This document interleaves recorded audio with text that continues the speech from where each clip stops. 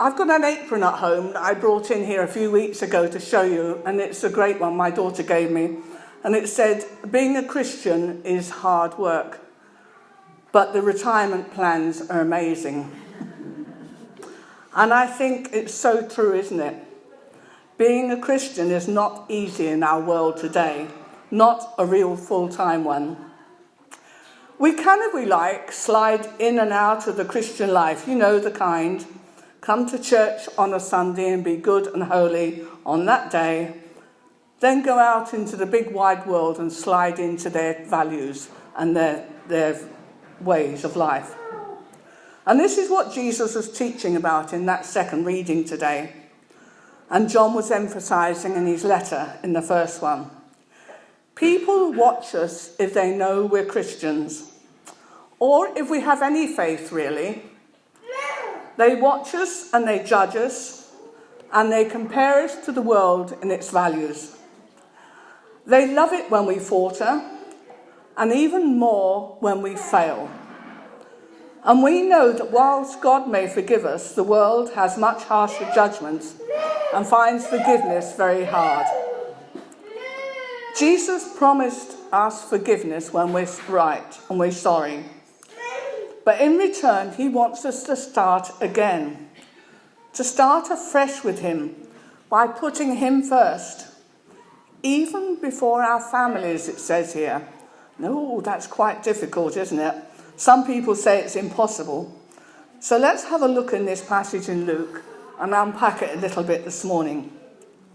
If we put it into context, just before this, Jesus had started to go resolutely to Jerusalem. I love that word, resolutely, don't you? He wasn't going to be put off by his followers and disciples who tried to turn him away because he said this could be the end. They didn't want that. They wanted to continue in the life they've got now. But Jesus knew where he had to go, and he knew the path that was set out for him. And now that kind of resolve, we're told, should characterize our lives as well. When God gives us a course of action, we need to work steadily towards our destination, no matter what potential hazards lie ahead. And that's a lot easier said than done, isn't it? Sometimes we're not sure of the way, or we think the way may be too difficult, or we tell God, you cannot be serious. But what we do when we realise he's not joking and the way forward is for you. Quite honestly, I found that we do have to listen and to travel his way if we want to follow Jesus, because we find that he does know the right way for us. And although it may seem very hard and very difficult to follow, we can thank God it's never going to be as hard as Jesus' path was. And if you think that the action God is asking you to take are too difficult, just think what Jesus went through for us. Keep in mind, as you go forward, that God, through his Holy Spirit, will be with us every step of the way, helping us and supporting us, and giving us such a deep knowledge of his love that enables us to go to places we never even expected. However, as we travel along the way, we can find obstacles, put there by people, our families sometimes, because it doesn't suit them, our circumstances, because it doesn't fit in with the world's ways of life. And it happened to Jesus, as we see in these verses and in the reading before, the ones before. Just before this, on their way into Jerusalem, they wanted to go into a Samaritan village. And there wasn't much love lost between the Samaritans and Jews at times. And the Samaritans found out that Jesus and his disciples were on their way to Jerusalem, and they just didn't welcome them. They said, you're not welcome here, and they had to go. Now, Jesus' reaction to that was always to walk out and shake the dust off your feet if you're not made to be welcome. But good old James and John wanted to go further than that. No, they wanted fire thrown down on this village to burn them because they turned away. And Jesus rebuked them and said, no, all judgment belongs to God, and we must not expect him to use his power to aid and carry out our own personal vendettas. Now, Jesus had many followers, and we can read that in other readings of the gospel. But sadly, too, they're often put off because what was asked of them was deemed to be too much. There's a story in Matthew 19, verse 16 onwards, of the rich young man who kept the commandments religiously, you might say, and was very good in following the way that God had said.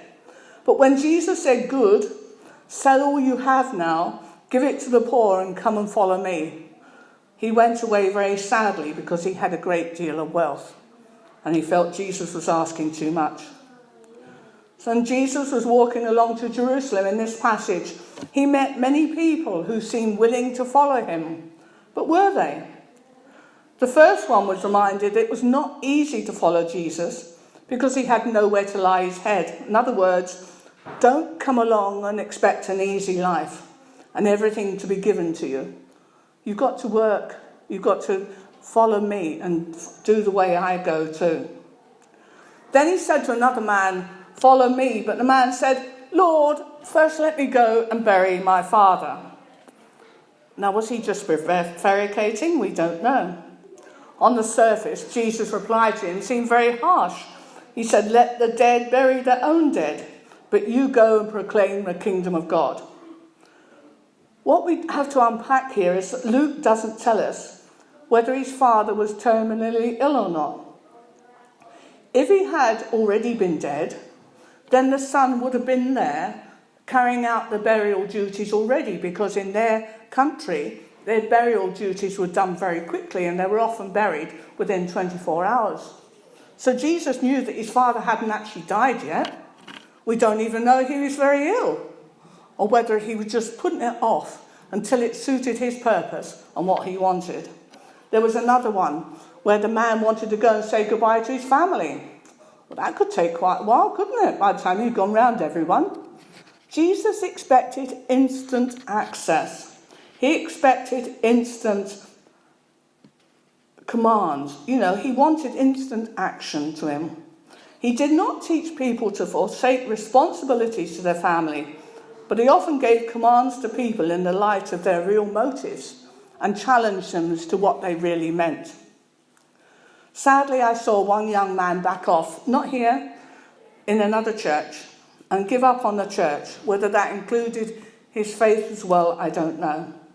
He went to an open day in our diocese to explore different paths and different ways of serving God. And much to his astonishment, ordination came up. And at first he was buzzing. He came back, he was buzzing with it. It was marvellous. But then I think reality set in. And he withdrew. And I couldn't stop him. Eventually he stopped coming to church, coming one final time with his son, who used to enjoy coming with him, and saying he felt it was very wrong and alien to be there. I advised him to try other churches, but I don't know what happened. And sadly, we never saw him again. It reminded me that sometimes what Jesus is asking people to do seems too much for them. There's a cost to following Jesus, and each one of us must be ready to serve him, even when it requires sacrifice. In that first reading I read, "Do not love the world or anything in the world." And some people think that worldliness is limited just to our external behaviour and what they see, the people we associate with, the places we go, the activities we enjoy. But worldliness is also internal, because it starts in the heart and is characterised by three attitudes. The first one is the cravings of sinful man and the preoccupation we have with gratifying our own desires. The second one is the lust of their eyes, craving and accumulating things, bowing to the god of materialism. And the third one is boasting of what they have and do, a real obsession with one's own status and importance. When the serpent tempted Eve in Genesis, he tempted her in these three areas. And when the devil tempted Jesus in the desert, these were his three areas of attacks, as well as we can read in Matthew. By contrast, God values self-control, a spirit of generosity and a commitment to humble service. And it is possible to give the impression of avoiding worldly pleasures while still harbouring worldly attitudes in one's heart.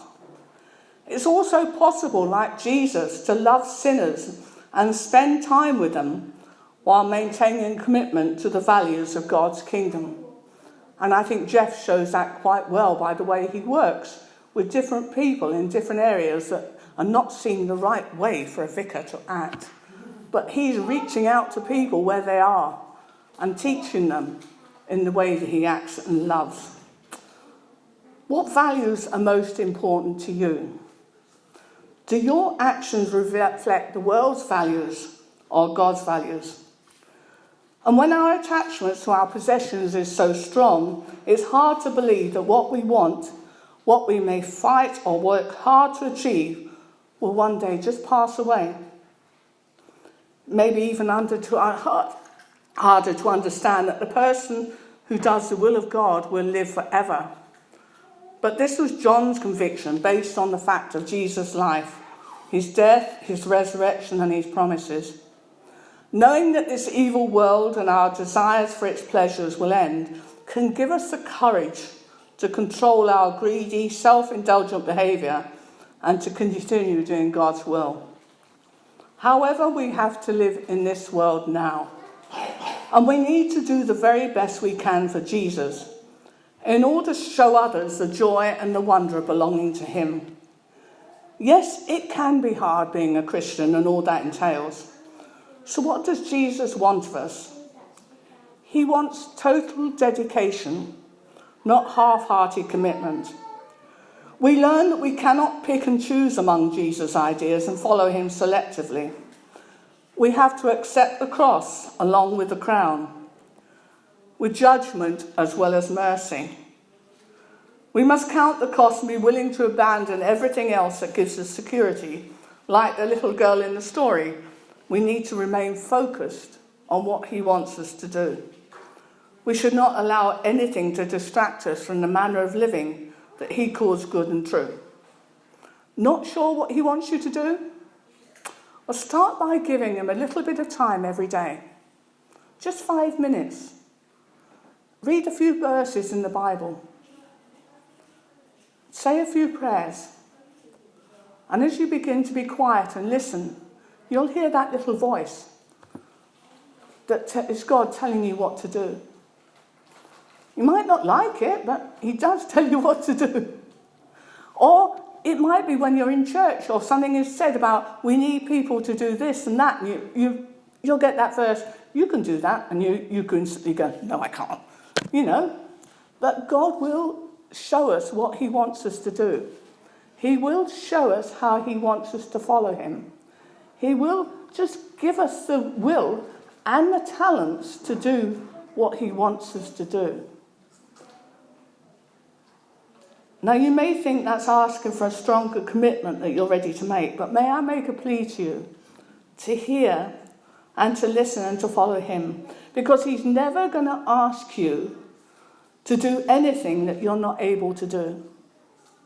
He will never ask you to give something up without receiving the far greater rewards that his love will give you in return.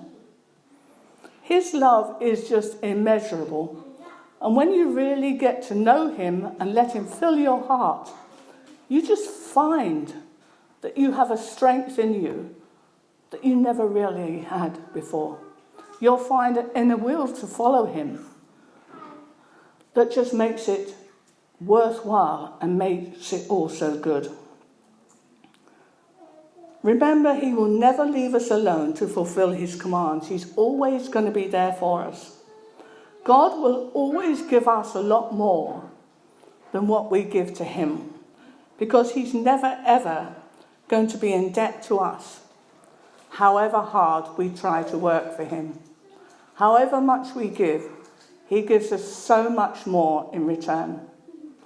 So, yes, it is a hard life being a Christian, but it is a worthwhile life. It's a fulfilling life. And it's a life that just makes it so good that you want to share it with others around you as well. Amen.